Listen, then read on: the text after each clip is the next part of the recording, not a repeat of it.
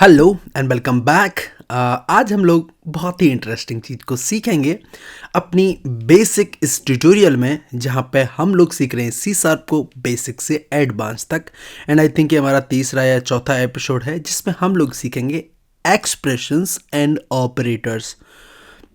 So let's start with operators. Operators आपके तीन तरह के होते हैं: arithmetic operators, logical and comparison operators. मैंने थोड़ा सा लिख लिया है ताकि बार बार यहाँ पर टाइप ना करना पड़े, थोड़ा सा टाइम बचेगा हमारा। सो बेसिकली हमारा जो अर्थमेटिक है वो नाम से ही क्लियर है कि हम कुछ ना कुछ मैथमेटिकल कैलकुलेशन करने के लिए उसको यूज़ कर सकते हैं, जिसमें से अपना पहला होता है प्लस। अगर आप दो वैल्यूज़ को जोड़ना चाहते हो, माइनस घटाना चाहते हो, मल्टीप्लाई मल्टीप्लाई करना चाहते हो, डिवाइड डिवाइड करना चाहते हो। एंड आपका ये आई डोंट नो इसका नेम क्या है, बट इसको हम यूज़ करते हैं जब हम किसी चीज़ के डिवाइड करने के बाद रिमाइंडर निकालते हैं। सो सपोज़ अगर हम 5 को 2 से डिवाइड करें तो कितना रिमाइंडर आएगा? ऑब्वियसली 1 आएगा।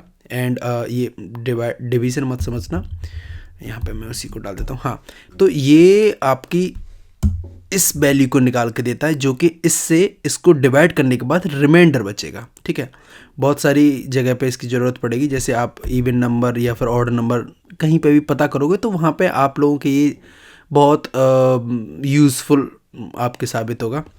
लेकिन अभी जस्ट पहले इनकी थ्योरेटिकल डेफिनेशन को समझ लेते हैं, उसके बाद सीधा सीधा एग्जांपल से इनको समझेंगे, ऑपरेटर्स को समझेंगे, एंड देन उसके बाद एक्सप्रेशंस पे आएंगे। एक्सप्रेशंस आप बहुत इजीली समझ जाओगे, मैं समझा ही दूंगा। बाकी अगर आप मैथ के स्टूडेंट हो 11th-12th के, तो आपको आई थिंक अब तक समझ में आ भी गया होगा एक्सप्रेशंस क्या होते हैं। बट नो वरीज, अभी हम पहले कंपैरिजन ऑपरेटर्स को समझ लेते हैं। सो कंपैरिजन, जैसे कि नाम से ही पता चल रहा है कि अगर हम दो वैल्यूज़ को कंपेयर करना चाहते हैं तो उनके बीच में जो ऑपरेटर लगेगा वो एक कंपैरिजन ऑपरेटर होगा या फिर कंपैरिजन ऑपरेटर होगा। आई डोंट नो अगर मैं प्रोनाउंशिएट गलत कर रहा हूँ तो। ठीक है, अभी हम आते हैं लॉजिकल ऑपरेटर्स पे। लॉजिकल ऑपरेटर्स, इसका मतलब हम लॉजिकली चीज़ों को डिसाइड करेंगे, बोल कर आप बोल सकते हो। सो सपोज हम बोल रहे हैं कि या तो टॉफ़ी या फिर बिस्किट, मींस या तो राम के पास टॉफ़ी है या बिस्किट है, मींस दोनों में से कोई एक चीज़ है, तो भी ये पूरी की पूरी स्टेटमेंट ट्रू है। मतलब अगर मैं ये बोलूँ कि मान के चलो राम के पास एक टॉफ़ी है, एंड मैं बोलता हूँ कि राम के पास या तो टॉफ़ी है या फिर बिस्किट है, तो मेरी बात सच है, मेरी बात झूठ नहीं है, ये मेरी स्टेटमेंट ट्रू है। ठीक है, लेकिन अगर मैं सेम चीज़ को बोल दूं कि राम के पास टॉफ़ी है और बिस्किट भी हैं, मींस एंड का यूज़ तब होगा जब हम दोनों चीज़ों को साथ में लेकर चल रहे हैं। एंड और का यूज़ तब होगा जब हम दोनों में से किसी एक चीज़ को ही हो, तब भी अगर हम स्टेटमेंट को ट्रू करार करना चाहते हैं। तो अगर मैं राम के केस में बोलता हूँ कि राम के पास टॉफ़ी है एंड बिस्किट्स भी हैं, तो वो बात हमारी गलत साबित हो जाएगी, क्योंकि उसके पास टॉफ़ी तो है बट बिस्किट्स नहीं है।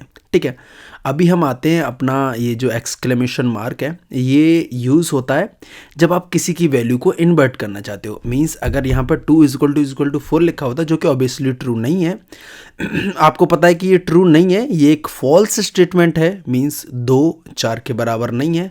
लेकिन आप इसको ट्रू बना सकते हो। कैसे? आप जस्ट यहाँ पे एक इन्वर्ट लगा दो, मींस ये 2 4 के बराबर नहीं है, तो इसका मतलब मैं सच ही तो बोल रहा हूँ, 2 4 के बराबर नहीं है। That's it. अभी हम लोग आ जाते हैं अपने एग्जाम्पल्स पे, जिसका आप लोग आई थिंक वेट कर रहे होगे। डेफिनेशंस तो आप कहीं से भी देख सकते हो, बट क्विकली हम लोग समझेंगे। जस्ट सपोज करो स्कोर इज इक्वल टू 5 + 10। ठीक है, तो इसका मतलब ये हो गया 5, ये जो वैल्यू है ये तो ओवरराइड हो जाएगी, एंड इसका मतलब 5 + 10 जुड़ने के बाद 15 आ जाएगा। एंड हम सारे ही ऑपरेशंस को ऐसे ही चला देते हैं। सो सपोज यहाँ पर लिखते हैं एडिशन। ठीक है, एडिशन एंड यहाँ पे स्कोर। ठीक है, अभी हम यहाँ पे एक सब्सट्रैक्शन का भी डाल देंगे, सब्स। ठीक है, एक हम डाल देंगे मल्टीप्लाई, ताकि हमको बार बार उधर यूनिटी में जाके देखना ना पड़े, एंड डिवाइड एंड परसेंट ही बोल देता हूँ यार, मैं इसका नाम बोला हूँ, आई थिंक मॉड्यूलस या ऐसा कुछ होता है। हाँ, इस बार ही हमने इसकी वैल्यू फिर से चेंज की, एंड फिर से एंड फिर से, लेकिन अभी इनके हम लॉजिकल ऑपरेटर्स को एक एक बारी चेंज कर देते हैं. सो सब्स के लिए माइनस, एंड मल्टीप्लाई के लिए मल्टीप्लाई, डिवाइड के लिए divide, and I think percent के लिए परसेंट. ठीक है, अभी हम इसको एक बार रन करके देखेंगे एंड इसकी सारी वैल्यूज़ को देखेंगे कि सही आई हैं या फिर नहीं. सो जल्दी से अपने कंसोल को ऊपर ले लेते हैं ताकि आपको वैल्यूज़ दिखें. आप देख सकते हो एडिशन 10 और 5 को जोड़ा 15 हो गया, सब्सट्रैक्शन 5 में से 10 को घटाया -5, मल्टीप्लाई 10 इंटू 5 50. अभी हम बात करते हैं डिवीज़न की. आई थिंक डिवीज़न ही है ना. हाँ, तो देखना यहाँ पे अगर हम 5 को 10 से डिवाइड करेंगे, आई थिंक डिवाइड ही है ना. हाँ, डिवाइड करेंगे तो 0 आ रहा है, लेकिन आई थिंक ये 0.5 नहीं होगा फ्लोट. अच्छा हाँ देखो, हमने ना आपको कल की वीडियो में, मतलब मैंने कल की वीडियो में आपको बताया था, मैं पता नहीं क्यों हमने बोल रहा हूँ. हाँ, अगर हम इसके आगे f नहीं लगाएंगे तो ये फ्लोटिंग नंबर नहीं होगा एंड यूनिटी इसको इंटीजर करार कर रहा होगा. तो अभी हम इसको एक बार फिर से चला के देख लेते हैं. आई थिंक अभी शायद से 0.5 आ जाना चाहिए, अभी भी नहीं आया. सो आई एम इन डाउट. 5 को अगर हम 10 से डिवाइड करेंगे, 5f एंड 10f. ठीक है, हाँ, क्योंकि ऊपर वाली वैल्यू तो ऑलरेडी अपनी ओवरराइड ही हो गई. हाँ, जस्ट अभी देखो अभी 0.5 आ गया. मैं समझा देता हूँ पहले क्या गलती हो रही थी, लेकिन सबसे पहले हम परसेंट वाले में भी आ जाते हैं. तो अगर हम 5 में 10 से डिवाइड देंगे तो 0 टाइम्स जाएगा एंड पूरा का पूरा 5 रिमाइंडर बच जाएगा, जो कि यहाँ पे दिख रहा है. लेकिन अभी इस डिवाइड वाली सिचुएशन को समझ लेते हैं कि पहले 0 क्यों दिखा रहा था ये वैल्यूज़ को. तो मैंने कल की वीडियो में आपको बताया था, अगर आप f नहीं लगाओ तो वो फ्लोटिंग पॉइंट नंबर नहीं होगा. एंड यहाँ पे पहले f नहीं लगा हुआ था दोनों का, तो ये एज इन एक इंटीजर था. ठीक है, ये दोनों इंटीजर थे जिनके बीच में डिवाइड हो रहा था. तो अगर 5 को आप 10 से डिवाइड करोगे इंटीजर्स के केस में, तो वैसे तो वैल्यू आपकी 0.5 निकल के आएगी, लेकिन अगर आप उसको इंटीजर वैल्यू में कन्वर्ट करोगे तो वो 0 रह जाएगी. ठीक है, क्लोजेस्ट जो छोटा वाला नंबर होता है उसमें वो वैल्यू तब्दील हो जाती है एंड देन वो स्कोर में असाइन हो गई थी. ठीक है, आई थिंक ये हम लोग समझ चुके हैं. एंड अभी बारी आती है, अभी देखो मैं इफ़ स्टेटमेंट्स वगैरह यूज़ करूँगा, तो आप ना थोड़ा सा बस अभी के लिए ऐसे समझ लेना कि बस समझ लेना इफ़ स्टेटमेंट को, क्योंकि नेक्स्ट वीडियो में मैं इफ़ स्टेटमेंट वगैरह कवर करने वाला हूँ. तो अभी मैं थोड़ा सा उसका एक्सप्लेन या ओवरव्यू दे देता हूँ कि कैसे यूज़ करते हैं. बाकी नेक्स्ट वीडियो में अच्छे से समझाऊंगा, लेकिन अभी क्योंकि लॉजिकल एंड कंपैरिजन ऑपरेटर्स को यूज़ करने के लिए मुझे वो समझाना पड़ेगा एंड यूज़ भी करना पड़ेगा. तो let's start with if statement. So if statement का स्ट्रक्चर ऐसे होता है, यहाँ पे आपकी ये जो 2 ब्रेसेस हैं इनके अंदर जाएगी आपकी कंडीशन. मींस अगर इफ़ ये वाली इसके अंदर जो भी आप स्टेटमेंट मान के चलो, मतलब इसके अंदर जो भी मैं एक एक्सप्रेशन डालूँगा, अगर तो वो ट्रू है तो इसके अंदर वाला कोड रन होगा, अदरवाइज नहीं होगा.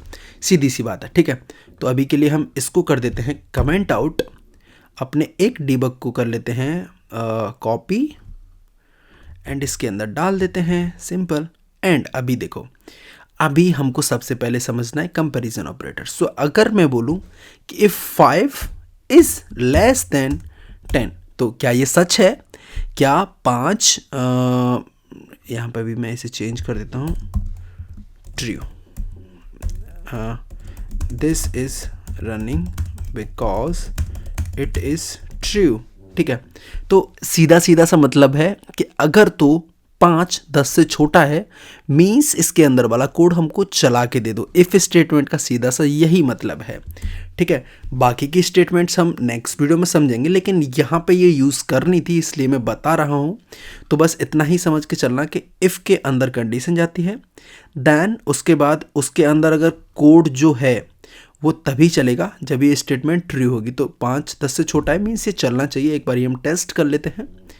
सो हाँ देखो, this is running because it is true. ये बहुत ही ऑब्वियस था, चलना ही था, इसमें कुछ बहुत बड़ी हार्ड एंड फास्ट मैथ नहीं है, लेकिन अभी अगर हम इसको अपोजिट कर दें, 5 इज़ ग्रेटर देन 10, तो आप देखो यहाँ पे ये खुद ही बोल दे रहा है कि अनरीचेबल कोड डिटेक्टेड, मीन्स यहाँ तक आपका कभी कंपाइलर पहुँच ही नहीं पाएगा, क्योंकि इसको साफ साफ दिख रहा है भाई कि 5 10 से बड़ा है ही नहीं।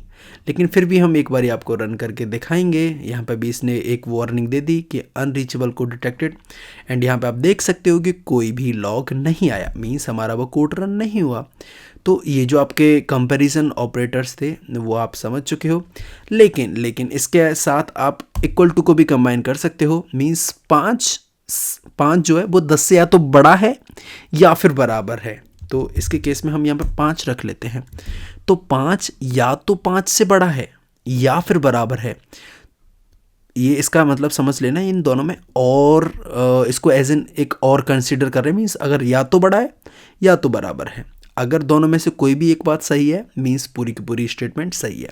एंड उसके बाद इसके अंदर का कोड चलेगा, जो कि अभी हम देख लेते हैं। ऑब्वियसली चलेगा क्योंकि मैं बोल रहा हूँ, हाँ, एंड ये चल गया, this is running because it is true. तो ये भी आप लोग समझ गए होंगे, and same goes for is less than equal to, ठीक है। तो ये सारी चीज़ें आप आगे चल के कोड में यूज़ करोगे, जब हम आखिरी में यूनिटी से रिलेटेड पूरा का पूरा कोड एक्सप्लेन करेंगे कि यूनिटी के कौन से मेथड्स हमको कब यूज़ करने हैं, एंड क्या किस मेथड का किस कंपोनेंट का क्या यूज़ है, सारी चीज़ों को जब हम एक्सप्लेन करेंगे वहाँ पे बहुत अच्छे से समझ में आएगा। लेकिन ये बिगनर फ्रेंडली ट्यूटोरियल है, तो अभी वैसे ही समझते हैं इसे। अभी हम आ जाते हैं अपने लॉजिकल ऑपरेटर्स पे, ठीक है। तो अभी मैं क्या बोल रहा हूँ कि हाँ देखो, अभी हम बोलते हैं 5 इज़ ग्रेटर देन 10, यानी कि 5 जो है वो 10 से बड़ा है, ठीक है। या फिर एक और स्टेटमेंट हम इसमें दे सकते हैं, अगर हम इसके बीच में लगा दें और ऑपरेटर, जो कि ये वाला है, जैसे कि मैंने बोला था, या तो राम के पास टॉफ़ी है या फिर राम के पास बिस्किट है, मींस या तो 5 10 से बड़ा है या फिर 10 5 से बड़ा है, ठीक है। मतलब आप चाहो तो 10 8 से भी बड़ा लिख सकते हो, बट कहने का सिर्फ ये मतलब है कि अगर दोनों में से कोई एक भी चीज़ अगर सही होगी तो इसके अंदर का कोड रन करेगा। एक बारी देख भी लेते हैं, just to prove the point. ये चल रहा है, ठीक है। अगर हम इसके बीच में एंड लगा दें तो इसका सीधा सा मतलब है कि ये दोनों चीज़ें ट्रू होनी चाहिए। अभी हम वहाँ पे बार बार ही कोड रन नहीं करेंगे, क्योंकि हम बहुत ही लेजिट एग्जांपल ले रहे हैं, एंड यूनिटी यहीं पे दिखा देता है कि अनरीचेबल कोड डिटेक्टेड, ठीक है। तो अभी इसका एंड का मतलब यही था कि इसके जो लेफ्ट में लिखी हुई है वो भी बात सच होनी चाहिए, जो राइट में लिखी हुई है वो भी बात सच होनी चाहिए। जब दोनों सच होंगी तभी अंदर का कोड रन करेगा। अभी देखो, लेफ्ट वाली तो साफ साफ झूठ है, 5 10 से बड़ा है ही नहीं, एंड राइट वाली ठीक है, जो कि मैटर नहीं करेगी क्योंकि दोनों ठीक होनी चाहिए। अभी हम बात कर लेते हैं नॉट इक्वल टू वाली। तो अगर मैं इधर लगा दूं इज़ नॉट इक्वल टू 10, तो इसका मतलब 5 10 के बराबर नहीं होना चाहिए, और नहीं सॉरी, एंड 10 8 से बड़ा होना चाहिए, मींस ये ऑब्वियसली चलेगा क्योंकि दोनों बातें सच हैं। लेकिन अगर मैं यहीं पे इसे रिवर्ट कर दूं तो ये समझ जाएगा कि भाई देखो, 5 तो 10 के बराबर नहीं है, पर आपका जो 10 है वो 8 से छोटा है, छोटा नहीं है। 8 जो है वो 10 से छोटा है, इसकी वजह से ये दोनों स्टेटमेंट हैं वो एक साथ स्टैंड नहीं कर रही हैं।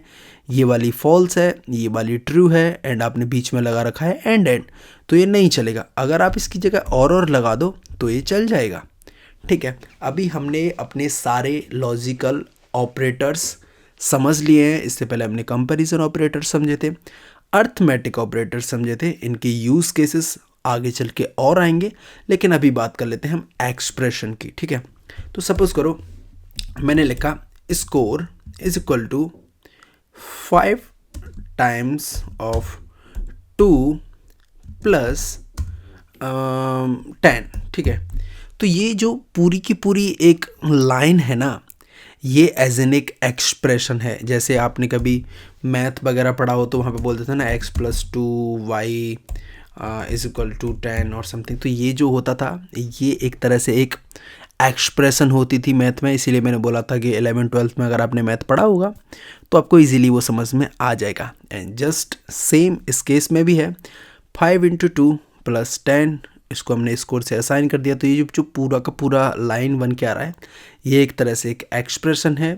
आपको यूनिटी में इसकी खास ज़्यादा ज़रूरत नहीं पड़ेगी, बट मेरा कर्तव्य था, मेरी रेस्पॉन्सिबिलिटी थी आपको ये थोड़ा सा जानकारी देना, तो मैंने दिया। And I think this is very very basic tutorial, and मैंने जितना इजी हो सकता है उतना इजीली समझाने की कोशिश की है। तो अगर आपने चैनल को सब्सक्राइब नहीं मारा तो मार दो। And let's it 2.5K subs till February, देखते हैं होते हैं नहीं, but let's see you in next video. Thanks for watching, bye bye.